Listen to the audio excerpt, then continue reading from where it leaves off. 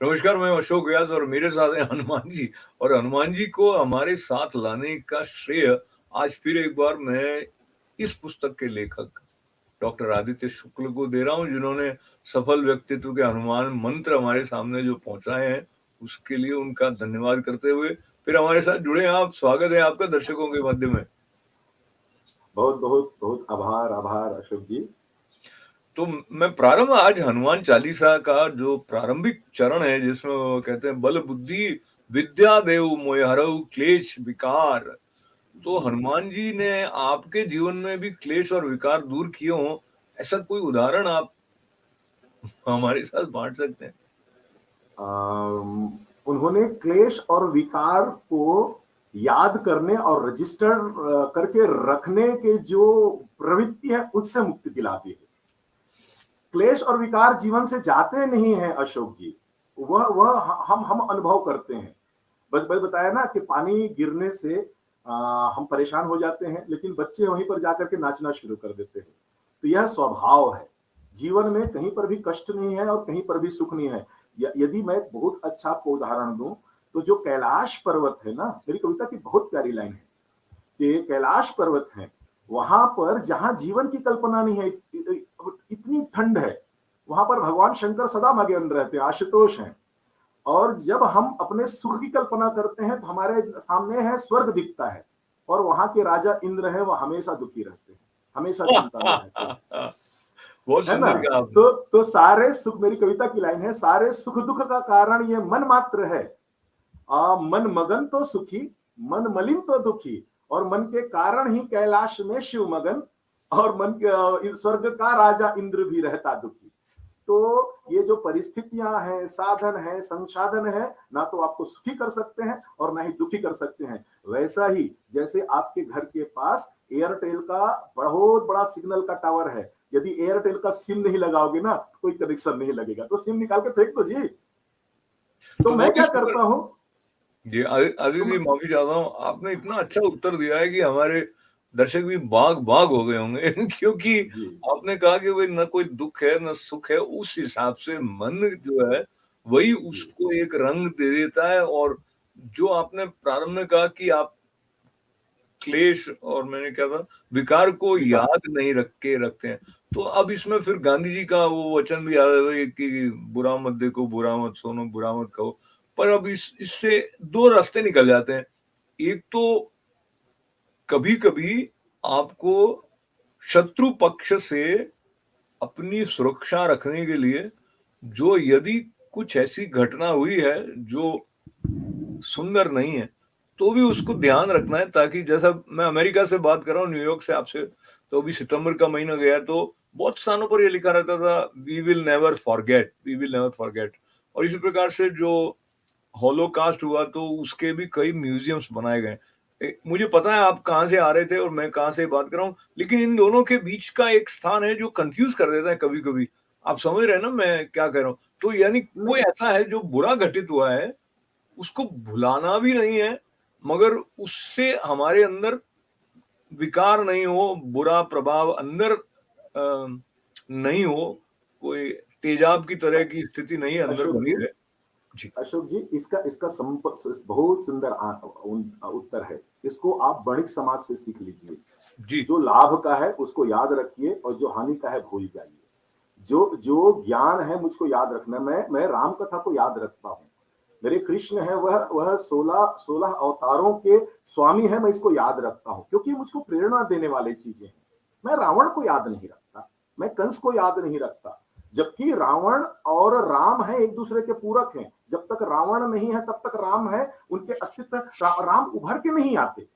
लेकिन मैं अपने जीवन में सहज कभी रावण को उद्धृत नहीं करता। मैं रावण को भूल जाता हूं और राम को याद रखता हूं। दोनों कंटेम्पररी है। तो इतना विवेक तो होना चाहिए कि मैं क्या याद रखूं और क्या भूल जाऊं। मैं जब भोजन को याद रखता हूं, थाली को भूल जाता हूं। मैं भोजन के स्वाद को याद रखता हूं, उस पात्र को भूल जाता हूं जिसमें भोजन परोसा गया। ये अधिकतम यही होता है। तो वही है कि साधु ऐसे चाहिए, जासो सूप स्वभाव, और सार सार को गहरिए थोथा दे उड़ाए। जीवन में थोथा लेकर के चलोगे, बहुत छोटा जीवन है, बहुत बड़ा काम करना है। उन्हीं चीजों का संग्रह कीजिए, उन्हीं का संचय कीजिए जो मार्ग में उपयोगी है। बस इतना ही सहज सूत्र है और कुछ ना दूसरा नहीं है। अभी सफर में है, मरुस्थल का रास्ता है और भारी है, तो देखते जाइए एक एक कौन कौन सी चीजों को आप पटक सकते हैं, उन सब चीजों को पटकते चलिए, देखिए जीवन हल्का हो जाएगा। और नीरज जी की बहुत प्यारी कविता है, तो पंक्ति है, दोहा है कि जितना कम सामान रहेगा रास्ता उतना आसान रहेगा, और जितनी भारी गठरी होगी उतना तू परेशान रहेगा। क्या बात है। तो आदित्य जी, हम पुनः आपकी पुस्तक की तरफ जाएं, लेकिन मैं पुल बनाने के लिए एक संदर्भ और आपके सम्मुख अपने दर्शकों के साथ याद कर लेता हूं, जो आपकी बात से थोड़ा सा अलग जाता है। आपने कहा राम को याद रखते हैं, रावण को याद नहीं रखते हैं, अच्छी बातें याद रखनी, बुरी नहीं याद रखनी। और एक पिक्चर का गाना भी आया था, मेरी बात के मायने दो, जो अच्छा लगे उसे अपना लो, जो बुरा लगे उसे जाने दो। पर अब आप देखिए हम जिस युग में हैं अभी, और जो राजनीति जिस तरह से कार्य करती है, जो कि आगे जाके नीति निर्धारण की शक्ति अमुक समूह अमुक व्यक्ति के पास में केंद्रित कर देती है, तो उसकी जो प्रक्रिया है उसमें वो रात दिन बुरा ही बुरा देख रहे थे, दूसरे में बुरा ही बुरा देख रहे थे। पर इस पर मैं आपकी टिप्पणी यदि आप करें तो करें, पर मैं आपकी अशोक जी, पुस्तक में जो आप आपके प्रश्न की टिप्पणी नहीं करूंगा, आपके एक ही शब्द पर बात करूंगा मैं, जी है ना, जो बुरा लगे, जो बुरा लगना और बुरा होना, अच्छा लगना और अच्छा होना में दिन रात का अंतर है अशोक जी, है ना। जो जो मैं समझता हूं वो सत्य नहीं है। जी जो मैं यही हमारी समस्या है कि हम अपने अपने सत्य को लेकर के बैठे हुए हैं। सत्य एक है, जो अच्छा है वो अच्छा है, वो मुझको लगे या ना लगे। मेरी समस्या क्या है कि मैं जो अच्छा लगने वाले की ओर ध्यान देता हूं, अच्छा की ओर ध्यान नहीं देता। बस यही ध्यान रखना है कि जो अच्छा है उसको रखिए, कभी जीवन में नुकसान नहीं होगा। लेकिन मैं अच्छा लगने वालों के संचय में करता हूं, बाद में जब पता चलता है कि अच्छा लगने वाला अच्छा नहीं है, और जिसको मैं बुरा लगा है करके छोड़ दिया वो अच्छा था।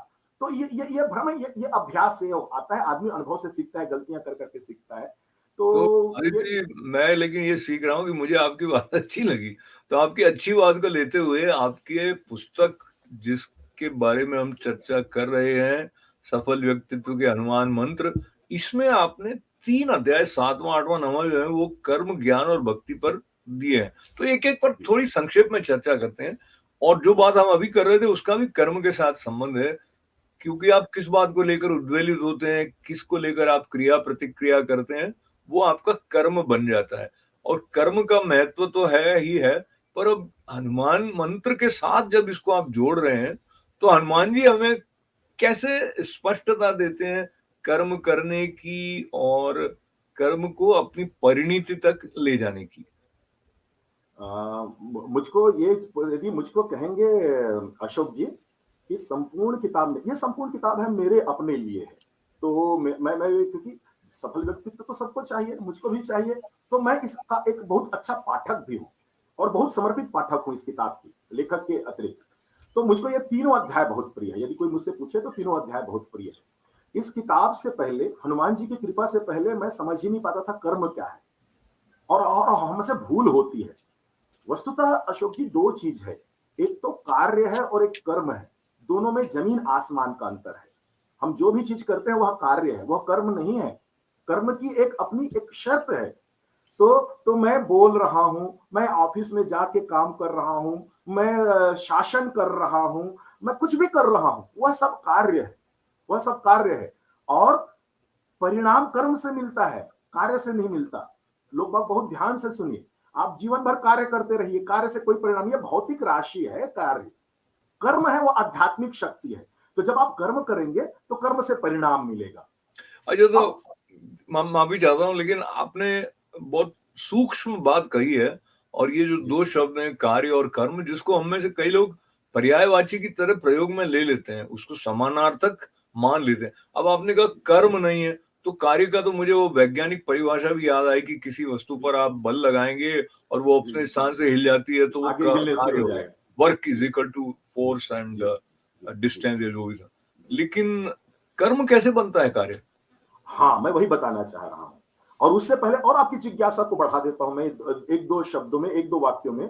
आप देखिएगा, हम कार्यालय कहते हैं अपने ऑफिस को, ठीक है, जी लेकिन आदमी को कर्मचारी कहते हैं। उसको कार्यचारी नहीं कहते, कर्मचारी कहते हैं। हाँ हाँ, तो बहुत सुंदर, कार्यालय, बहुत ठीक है, सुंदर, बहुत सुंदर। हाँ, जी। आप उसको आप कार्यचारी कहो ना भाई, लेकिन ऑफिस कार्यालय है, तो ऑफिस में कार्यालय चलेगा, और हम कर्मचारी कहते हैं, ठीक है। अब इसको मैं इसका एक बहुत बढ़िया एक लाइन में ये अंतर बताते हैं पूज्यपाद राम किंकर जी महाराज। वो कहते हैं, अपनी विशेषताओं का उपयोग है वह कर्म है। अपने कार्यों में अपनी विशेषताओं का उपयोग करते जाइए, वह कार्य है कर्म में बदलते चले जाएगा। जब तक आप अपनी विशेषताओं का उपयोग नहीं करेंगे, वह कार्य है।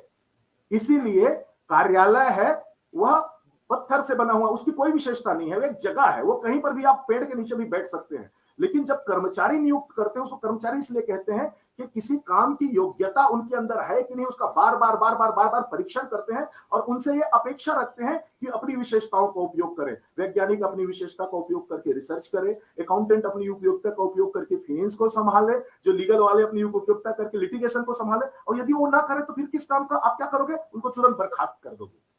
तो हमको देखना है कि मैं जिस विशेषता को लेकर के इतना सब कुछ इकट्ठा करके रखा हुआ हूं, अपने कार्यों में उपयोग कर रहा हूं कि नहीं कर रहा हूं। अब जैसे अशोक जी बहुत सुंदर उदाहरण दे रहा हूं, मैं नहीं जानता, बहुत सारे श्रोता जो मुझको सुन रहे हैं उनकी वैज्ञानिक पृष्ठभूमि नहीं है। अब वो पानी के उबलने की प्रक्रिया, बहुत सामान्य उदाहरण बता रहा हूं। वो कहे कि पानी कैसे उबलता है, तो व्यक्ति सहज कहेगा पानी को गर्म करने से उबलता है। तो ये उनका कर्म हो गया ये बताना। लेकिन अशोक जी मैं वैज्ञानिक हूं, मैं ये कहूंगा कि पानी को गर्म करने से उबलता है, तो वह मेरा कार्य हो जाएगा, कर्म नहीं होगा। मैंने अपनी विशेषताओं का उपयोग नहीं किया, क्योंकि वैज्ञानिक पद्धति, वैज्ञानिक प्रक्रिया यह हमको बताता है कि पद बताती है कि पानी को 100 डिग्री तक गर्म करने से पानी उबलता है। तो एक सामान्य व्यक्ति के बोलने में और मेरे बोलने में जमीन आसमान का अंतर है।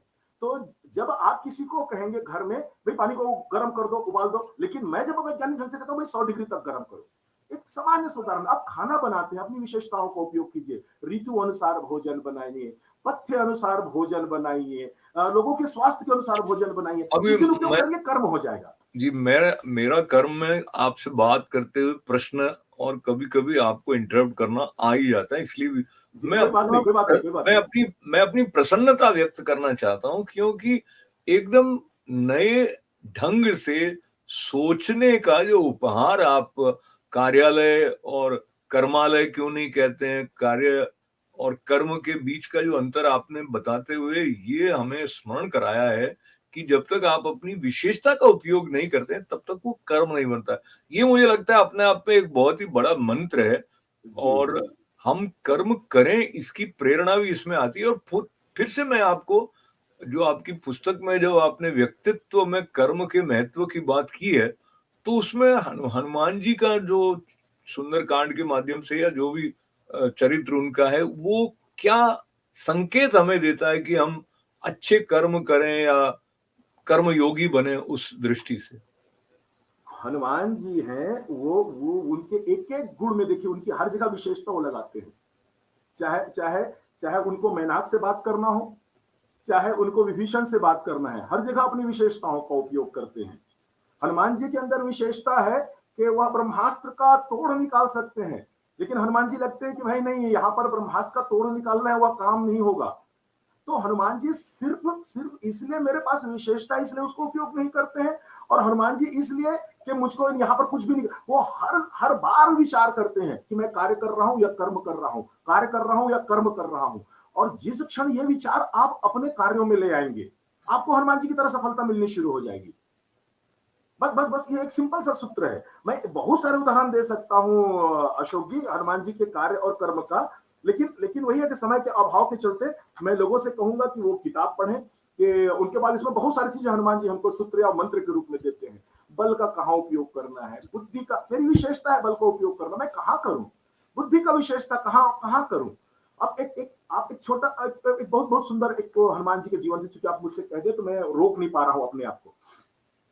हनुमान जी लंका जाते हैं ना, तो रास्ते में 5 लोग से मिलते हैं। पहले मैनाक से मिलते हैं, फिर सुरसा से मिलते हैं, फिर सिंहिका से मिलते हैं, फिर लंकनी से मिलते हैं, फिर विभीषण से मिलते हैं। अब आप देखिए 5 लोगों से मिलना है, कर्म क्षेत्र में ये 5 लोग मिले, पूर्व परिचय किसी का नहीं, किसी के स्वभाव को नहीं जानते, लेकिन हनुमान जी का पांचों के साथ अलग अलग व्यवहार है। अपनी विशेषताओं का उपयोग अलग अलग ढंग से पांचों से करते हैं। हनुमान कहीं परसा, कर पुण्य किन्न प्रणाम, और राम काज किन्हे बिना मोहि कहां विश्राम। मैं नाक से प्रणाम करते हैं। सुरसा के साथ वो कौतुक करते हैं, रूप बड़ा करते हैं, छोटा करते हैं, उनको माता कहते हैं। ठीक है, सीका के साथ कोई वार्तालाप नहीं, कोई चर्चा नहीं है अशोक जी, सीधा वध करते हैं उसका।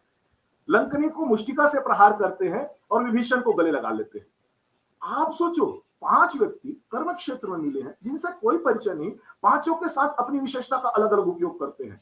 और आप कभी अनुभव करके देखिए, ये व्यवहार को बदल करके देखिए, कहीं वो मैनाक को गले लगा ले, सुरसा का वध कर दे, या लंकनी को जाकर के माता बोले, आप सोचो क्या होगा। आप अपनी विशेषता, और उसके बाद आप कहोगे मुझको परिणाम नहीं मिल रहा है, तो आप कार्य किए जा रहे हो। और आपको जान करके आश्चर्य होगा, ये 5 में से ना 4 लोग हैं हनुमान जी की तरफ चल के आते हैं। एक व्यक्ति है जिसके तरफ हनुमान जी जाते हैं, ईसन हट कर यहों पहचानी, और उसके बाद हनुमान जी जाकर के गले लग जाता है विभीषण का। वही विभीषण है अंत तक राम से रावण के युद्ध तक का मात। तो आप अपनी विशेषताओं के बल पर लोगों को पहचान सकते हैं, उनको उनके साथ व्यवहार कैसे करना है ये सीख सकते हैं, और इनका उपयोग करते रहिए। मेरे अंदर इमोशंस है, हनुमान जी इमोशन मैनेजमेंट के गुरु हैं। मैं कहां उपयोग करूं, कहां वो विषय, तो इन सब चीजों को जब तक आप नहीं समझेंगे, जब तक आप कार्य करते रहेंगे, आपको सफलता नहीं मिलेगी। कार्य को करने में बदलिए, और यदि आपके पास विशेषता नहीं है, उसको अर्जित कीजिए, लोगों से सीखिए। हनुमान जी भी सीखते थे। हनुमान जी के पास विशेषता थी कि वो तीव्र गति से जा सकते थे संजीवनी लाने, लेकिन उनके पास ये विशेषता नहीं थी कि वो क्या बोलते हैं औषधि को पहचान पाए, पहाड़ को उठा करके ले आते हैं। तो वहां पर हनुमान जी को कहते हैं ज्ञानी नाम अग्रगण्य। ऐसे ज्ञानी होते हैं क्या?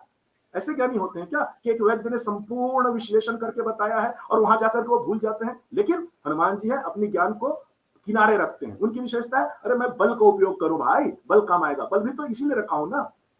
आप देखिए कहां पर क्या उपयोग करना है, जहां से आपको लाभ है। हनुमान जी हो सकता है रात भर बैठे बैठे सोचते रहते, भाई संजीवनी कौन है, संजीवनी कौन है, हो गया था काम। तो मैं अब हनुमान जी का स्मरण करते हुए ये आपके साथ याद करूं, मनोजवम मारुत तुल्य वेगम जितेंद्रियम बुद्धिमताम वरिष्ठम वातात्मजम वानर यूथ मुख्यम श्री राम दूतम शरणम प्रपद्ये। तो उनकी शरण लेते हुए मनोजवम जो है प्रारंभ में शब्द, उसके साथ साथ आगे की भी बात, इसकी थोड़ा सा उसका भी आप स्पर्श करते हुए, लेकिन हम ज्ञान की तरफ बढ़ते हैं। आपने कहा कि वो ज्ञानी है, और आपकी पुस्तक में भी आपने जो अगला अध्याय है वो व्यक्तित्व में ज्ञान का महत्व है, और बल्कि ज्ञान के बिना तो कर्म की कल्पना भी हम नहीं कर सकते, क्योंकि अगर ज्ञान नहीं होगा तो कर्म करना संभव कैसे हो पाएगा। और जो आप प्रारंभ में कह रहे थे कि कार्य को कर्म बनाना है, तो बिना ज्ञान के अपनी विशेषता का उपयोग करके कार्य को कर्म बनाना संभव हो नहीं पाएगा। तो बात यह है कि आपने क्या कहा है अपनी पुस्तक में व्यक्तित्व में ज्ञान के महत्व के बारे में, हनुमान जी के स्मरण को साथ रखते हुए? ज्ञान है वह अर्जित नहीं किया जा सकता अशोक जी, मेरा अपना मानना है। मैं वैज्ञानिक होकर के बहुत विश्वास से कह रहा हूं। हम जानकारियां हैं वह संग्रहित करते हैं। ज्ञान है एक प्रक्रिया है, जब तक उस प्रोसेस में नहीं लाएंगे वह ज्ञान में कन्वर्ट नहीं होगा। तो और उसी के लिए अनुभव चाहिए, उसी के लिए ट्रेनिंग चाहिए। तो देखिए आपका जो वाक्य है ना, वो कई बार लोग कहते हैं नहीं नहीं ऐसा थोड़ी होता है, ऐसा थोड़ी, इस प्रकार से अच्छा होता है। वो ऐसा होने से हमारे भीतर सोचने की पात्रता बढ़ती है।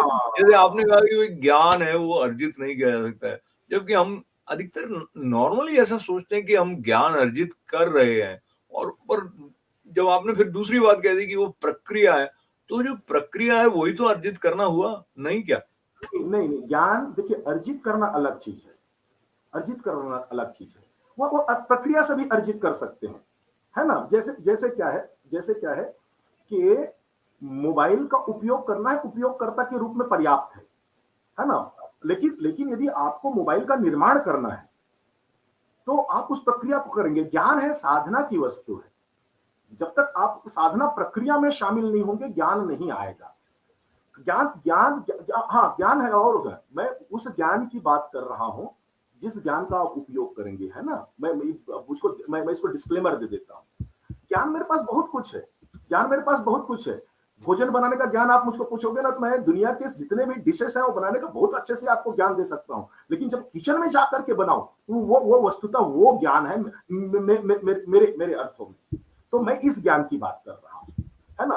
तो यदि आप व्याख्यान की बात करोगे वो जानकारियां हैं। तो हम 10 किताबें पढ़ लेते हैं, अच्छा, 10 अब देखिए लेक्चर्स। ये शब्द है, आप वैज्ञानिक हैं, तो एक शब्द है स्किल। तो स्किल तो आप सीखते हो तो पता लगता है, बल्कि आपने ये भी कहा कि अगर आप नहीं कर सकते हो कोई कार्य तो सीखोगे। तो हाँ, सीखना ज्ञान प्राप्त करना नहीं हुआ क्या? साधना है, वही कहा मैं। सीखना, सीखना, साधना कर देखिए क्या मैं वही कहा ना, आप कहाँ तक उसका उपयोग करना चाहते हैं। अशोक जी आप घर बनाओगे ना तो चारों तरफ 4 ईंटें जोड़ लो, वो घर का स्वरूप आ जाएगा।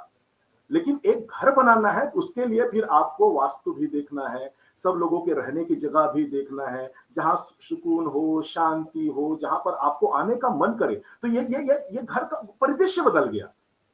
ठीक है, लेकिन वही पता ना, एक छत जरूरी है घर के लिए, लेकिन एक छत तले रहने को तो घर नहीं कहते।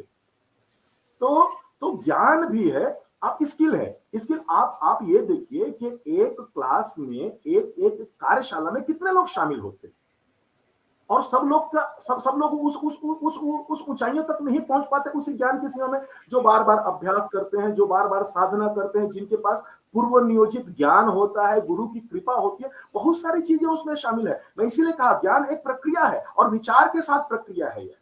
तो अपनी सॉरी, तो आदित्य जी वो शब्द जो है उनके अर्थ हम जैसे समझ लिए होते हैं, फिर कभी आदित्य जी से सुनते हैं तो लगता है कि नहीं, इसको ऐसे देखा जाना चाहिए था। तो उस दृष्टि से एक तो शब्द है बुद्धि, बल बुद्धि विद्या देव।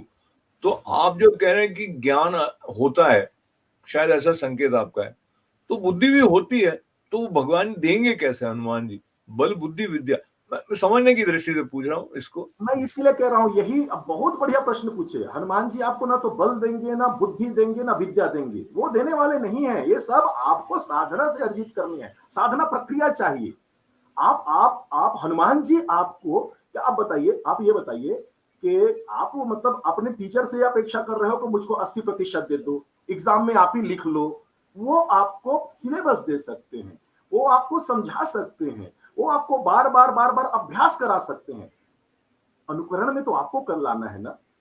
तो हनुमान जी से मैं यही कहता हूं कि हनुमान जी से आप प्रार्थना कीजिए, उनके अंदर पात्रता है, वो शिक्षक के अंदर पात्रता है, वो बड़े बड़े लोगों, कलेक्टर, इंजीनियर, बड़े बड़े लोग बनाए हुए हैं। उन पात्रता के लायक मैं अपने आप को बनाऊं, और वो हनुमान जी की मेरी जो किताब है ये जब क्योंकि संपूर्ण यही है। ये बहुत सारे संदर्भ आपस में मिले जुले होते हैं और समय की सीमा को देखते हुए एक बात और आपसे मैं करने जा रहा हूँ। आपने कहा कि वो नहीं देने वाले, मैं मुझे अर्जित करना। अभी मैं करना आती तो अहंकार आ जाता है, उस पर अभी इतनी विस्तार से चर्चा नहीं करते हुए जो समर्पण का भाव है उसके बिना तो आप हनुमान जी से प्रार्थना भी नहीं करे होंगे कि बल बुद्धि विद्या देव मोह हरऊ क्लेश विकार। तो तुलसीदास जी के माध्यम से जो हमें ये प्रार्थना रूपी एक बहुत शक्तिशाली हनुमान चालीसा प्राप्त हुई है, तो उसके साथ साथ भक्ति जो है, कुछ लोग पता नहीं पूर्व जन्म से लेकर आते हैं या गुरु कृपा से होती है। तो भक्ति के महत्व के बारे में हनुमान जी के संदर्भ से जो आपने इस पुस्तक में कहा है वो थोड़ा सा हमें संक्षेप में बताएं। मैं फिर राम किंकर जी महाराज को स्मरण करूंगा। वो 3 शब्द में कहते हैं, वो जैसे मैंने कर्म कहा, अपने कार्यों में अपनी विशेषताओं का उपयोग है, वह कर्म है। अपने जानकारी में, अपने ज्ञान में विचार शक्ति का जो उपयोग है वह ज्ञान है। जब तक आप विचार शक्ति का उपयोग नहीं कर रहे हैं वह ज्ञान में परिवर्तित नहीं होगा। वह ज्ञान जो आपके लिए लाभकारी है, वह ज्ञान आपके लिए लाभकारी है। रावण भी बहुत ज्ञानी था अशोक जी, लेकिन विचार शक्ति उसके पास नहीं था, वो ज्ञान उसके कोई काम नहीं आया। तो मैं वो उस ज्ञान की बात नहीं कर सकता जो डिग्री लेकर के रखे हुए हो। मैं उस ज्ञान की बात कर रहा हूं जो अप्लाइड में आप उसको उपयोग करते हैं। और भक्ति के लिए बहुत बढ़िया बात कहते हैं वो, वे वे कहते हैं कि अपनी दुर्बलताओं का ज्ञान भक्ति। हनुमान जी महावीर हैं, लेकिन हनुमान जी कहते हैं कि अपनी दुर्बलताओं का ज्ञान रखो। जब तक अपनी दुर्बलताओं का ज्ञान, हम अपनी दुर्बल हम जब तक सबल अनुभव करते हैं, जैसे आपने कहा ना, विनय चाहिए, दीनता चाहिए, समर्पण चाहिए, ये सब है मेरी दुर्बलता है। जब मैं अपने संपूर्ण शक्ति के बाद भी चीजों को अपने अनुकूल नहीं कर पाता, तब मुझको लगता है कि मैं कहीं ना कहीं दुर्बल हूं, और मुझको एक ऐसी शक्ति का आह्वान करना चाहिए, उनका आश्रय लेना चाहिए, तब मेरे अंदर भक्ति तत्व का जागरण होता है। शंकराचार्य जी सृष्टि के श्रेष्ठ ज्ञानियों में से एक मैं मानता हूं। 32 वर्ष की उम्र में उन्होंने जो उपलब्धियां प्राप्त की हैं, 32 जन्मों में लोग कल्पना नहीं कर सकते। सही और बात। उनकी जितनी भी कृतियां पढ़िए आप, जितनी भी कृतियां पढ़िए, हर जगह सिर्फ और सिर्फ अपनी दुर्बलताओं का बखान है। ना तातो, ना माता, ना बंधुर, ना दाता, ना भृत्य, न तो आप जहां पर भी देखिए, हर जगह वह अपनी दुर्बलताओं का बखान करते हैं ईश्वर के सामने। तो जब तक आप अपनी दुर्बलताओं को, मैं ये भी नहीं कह रहा हूं कल जाकर के आप अपने ऑफिस में दुर्बलताओं के बारे में बात करना शुरू कर दें, शत्रु के सामने दुर्बलताओं को बात करनी। एक ऐसी जगह आप खोज करके रखिए, ऐसे कुछ लोग छांट करके रखिए जहां पर अपनी कमियों के विषय में चर्चा कर सके। जो भक्ति के परिभाषा शब्दावली में वो कहते हैं दैन्यता या दीनता, कि भाई जी, आप हैं वो। तो जी, मुझे लगता है कि ये जो छोटा सा समाज है उसमें पूरी गहराई से न तो हम ज्ञान, कर्म, न भक्ति समझ हाँ, सकते हैं, पर ये कुछ संकेत जो कि बहुत महत्वपूर्ण संकेत जो आदित्य जी से मिले हैं, उसके लिए मैं उनका आभार व्यक्त करते करते एक बार पुनः आपको दिखा दूं, ये वाली पुस्तक जो है इसका अपना एक महत्व रहने वाला है लंबे समय तक, जिसका नाम है सफल व्यक्तित्व के हनुमान मंत्र। और इसमें बात यह है कि ये डॉक्टर जो है वो वैज्ञानिक डॉक्टर है, तो वैज्ञानिक दृष्टि रखने वाला मनुष्य हनुमान जी के साथ जुड़कर, जो कि युवाओं के मन को भी समझने की पात्रता रखता है, वो जब ये किताब लिखता है तो ये एक हमारे लिए उपलब्धि पाठक के रूप में भी बन जाती है। तो बहुत आपका धन्यवाद, आभार, मंगल कामनाएं अशोक आदित्य जी, जी। एक बात और मैं उल्लेखित कर, बार बार आपने जो शीर्षक पढ़ा, तो एक जिम्मेदारी पूर्वक कह दूं कि जो मंत्र है ना, मैं यहाँ पर बहुत कुछ भी और दूसरा नाम लग सकता था। मैं ये अपने श्रोताओं को बता दूं, मंत्र भी है ना वो साधना के लिए है।